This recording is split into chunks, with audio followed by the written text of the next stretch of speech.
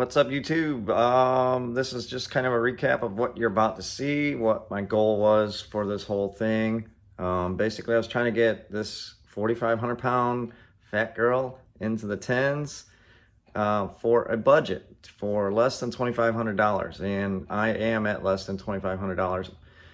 I'd have to do the math to be exact, but I'm pretty sure it's under $2,500. So Demonkiller springs, which help with the launch, that's 250 bucks. Nitrous kit used was 400 bucks. Nitrous bottle fill, 80 bucks. Tires and wheels, $1,050. What else is there? That's it.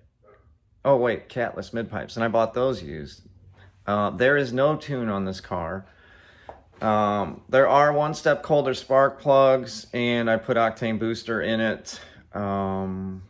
Those things, they do help with the nitrous, but they're not technically performance mods. It is what it is.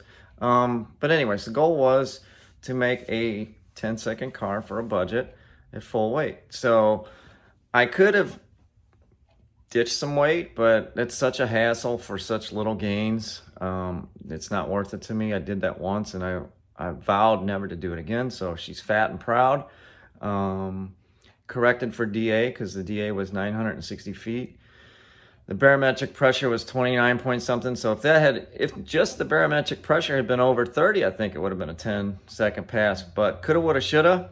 1104 is nothing to sneeze at full weight, and especially at less than $2,500 in mods. So next up is the video of the run and slow motion of it, then some telemetry data for the G-force on the launch, and then the telemetry from the computer 0 to 60. So everything was new best times. You'll see that in the time slip, which is also in here. So enjoy.